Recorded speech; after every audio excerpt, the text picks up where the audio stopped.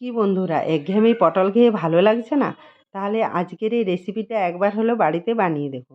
প্রথমে পটলগুলিকে এভাবে হালকা ছাল রেখে ছুলে নিয়েছি।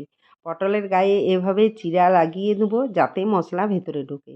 এবার পটলের গায়ে লবণ হলুদ মাখিয়ে কিছুক্ষণ রেখে দেবো। এদিকে কিছু চিনাবাদাম শুকনো প্যানে ভেজে নেব। এবার প্যানে পরিমাণ মতো তেল দিয়ে পটলগুলি দিয়ে ভেজে নেব। এদিকে ভেজে রাখা বাদাম ও খোসা ছাড়িয়ে নিয়েছি, সাথে 2 চামচ পোস্ত দিয়ে পেস্ট বানিয়ে নেব। এই দেখো পটলগুলি লাল হয়ে গেছে, এবার তুলে নেব। আবার ওই প্যানে সামান্য তেল দিয়ে তাতে জিরে, শুকনো লঙ্কা, তেজপাতা, গোটা গরম মশলা ফোড়ন দিয়ে নাড়াচাড়া করে পেঁয়াজ কুচি দিয়ে দেবো।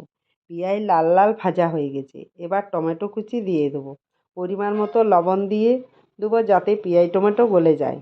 এবার বেটে রাখা আদা রসুন কাঁচা লঙ্কা বাটা দিয়ে কিছুক্ষণ ভেজে পরিমাণ মতো হলুদ গুঁড়ো, জিরে গুঁড়ো, ধনে গুঁড়ো, লঙ্কা গুঁড়ো, সামান্য জল দিয়ে মশলা মিনিট 5 কষিয়ে বেটে রাখা পোস্ত আর বাদাম পেস্টটি দিয়ে দেবো। আবারও কিছুক্ষণ কষিয়ে ভেজে রাখা পটলগুলি দিয়ে মিনিট 5 কষিয়ে জল দিয়ে দেবো। মিনিট 5 ফুটিয়ে নামিয়ে নিলে তৈরি আমাদের পটল কোরমা। ভালো লাগলে লাইক শেয়ার সাবস্ক্রাইব করে দিবে।